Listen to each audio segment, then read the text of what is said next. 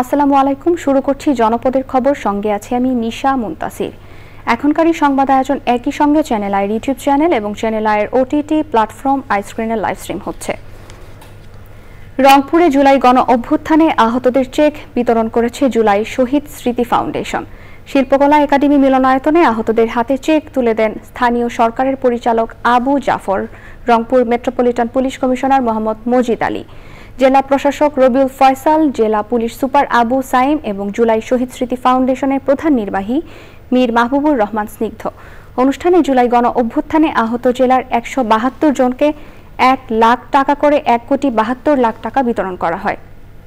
Check বিতরণ অনুষ্ঠানে বৈষম্য বিরোধী ছাত্র আন্দোলনের সমন্বয়করা উপস্থিত ছিলেন। এ সময় আহতরা জুলাই আন্দোলনে আহত ও শহীদ পরিবারে করা মামলার আসামিদের দ্রুত গ্রেপ্তারের দাবি জানান।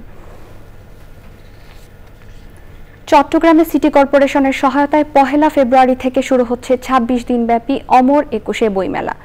মেলা উপলক্ষে আয়োজিত সংবাদ সম্মেলনে city mayor doctor Shahadat Hossain বলেছেন, ইতোমধ্যেই মেলার সার্বিক প্রস্তুতি সম্পন্ন হয়েছে। সৃজনশীল ও বিজ্ঞান মনস্ক প্রজন্ম গড়তে বইমেলা বড় ভূমিকা রাখবে। এ সময় উপস্থিত ছিলেন চট্টগ্রাম প্রেস ক্লাবের সদস্য সচিব জাহিদুল করিম কোচি, চট্টগ্রাম মেট্রোপলিটন সাংবাদিক ইউনিয়নের সভাপতি মোহাম্মদ শাহনেওয়াজ, বইমেলা মিডিয়া কমিটির আহ্বায়ক মুস্তফা নঈম। মেলায় ১৪০টি স্টল বরাদ্দ দেওয়া হয়েছে। উল্লেখ্য যে আমাদের ছেলেমেয়েরা অনেকে আজকাল মোবাইল ও মাদক আসক্ত হয়ে পড়ছে, যেটা আমরা বারবার বলছি মৌলিক শিক্ষা, মোরাল এডুকেশন। বই অন্যতম বন্ধু যা তাদের মোবাইল ও মাদকের আসক্তি থেকে বের করে সৃজনশীল মেধাবী প্রজন্ম হিসাবে তাদেরকে গড়ে তুলতে পারে। আমরা যুব গায়ে জীবনের জয়গান, ২ হাত বাড়িয়ে করি সম্প্রীতির আহ্বান, এই প্রতিপাদ্য শেরপুরের অনুষ্ঠিত হয়েছে তারুণ্যের উৎসব।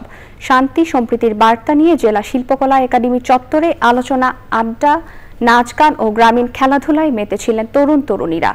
বের হয় যুব র্যালি। পরে আলোচনা সভায় তরুণদের উদ্দেশ্যে বক্তব্য রাখেন সদর থানার ওসি মোহাম্মদ জুবাইদুল আলম। জেলা নাগরিক প্ল্যাটফর্মের সভাপতি শিক্ষাবিদ মোহাম্মদ আবুল হাশেম ও বৈষম্য বিরোধী ছাত্র আন্দোলন জেলা কমিটির সভাপতি মোহাম্মদ মামুনুর রহমান। উৎসবে জেলার ৫ উপজেলা রিয়ত ফোরাম সদস্য ও নাগরিক প্ল্যাটফর্মের ২০০-র বেশি তরুণ তরুণী অংশগ্রহণ করেন। এবারে প্রতিনিধিদের পাঠানো তথ্য ও ভিডিও চিত্রে রাজীব আহমেদের রিপোর্ট।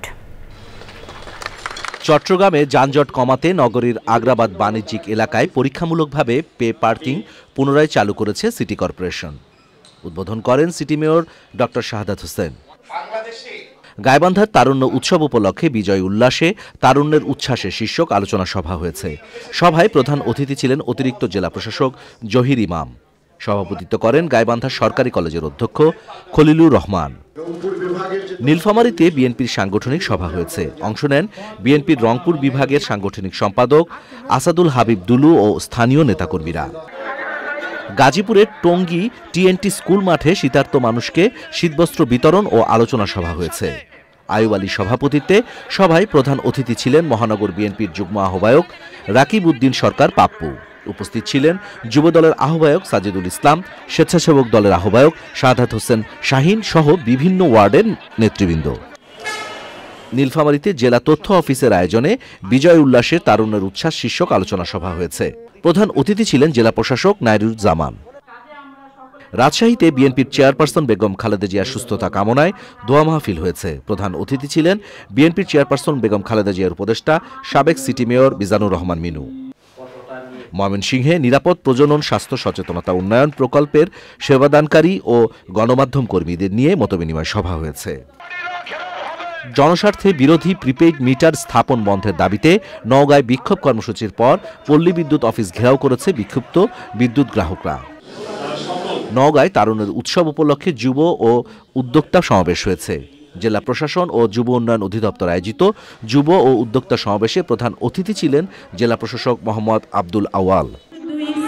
গাজীপুরের Rajendrapur cantonment public school and কলেজে আন্তঃহাউস বার্ষিক ক্রীড়া প্রতিযোগিতা ও পুরস্কার বিতরণ করা হয়েছে।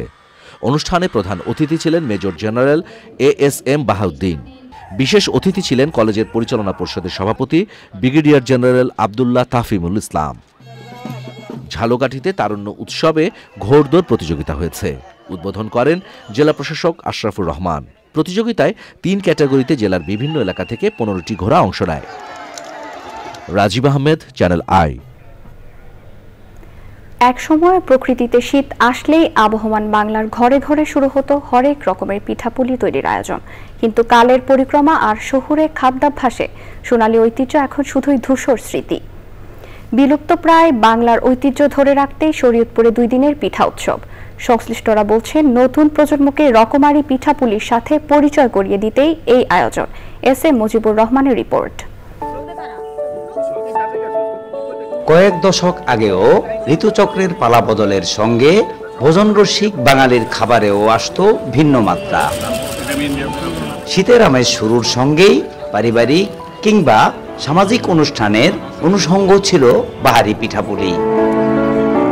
ফাস্টফুড কিংবা আধুনিক খাবারের ভিড়ে হারিয়ে যেতে বসা এই ঐতিহ্য ধরে রাখতে শিল্পকলা মাঠে জেলা প্রশাসনের বাহারি পিঠা উৎসব।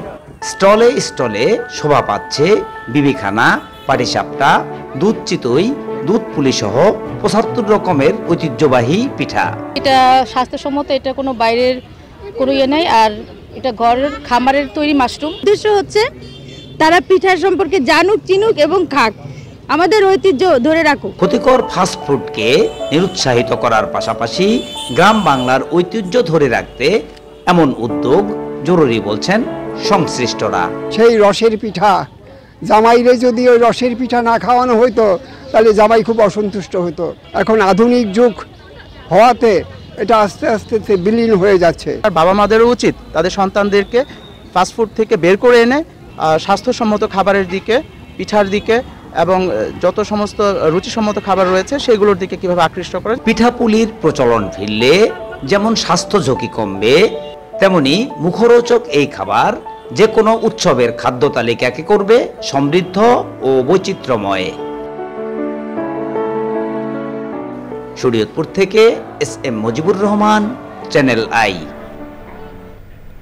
এই ছিল জনপদের খবর। পরবর্তী কৃষি সংবাদ দেখার আমন্ত্রণ জানিয়ে শেষ করছি। ধন্যবাদ সবাইকে।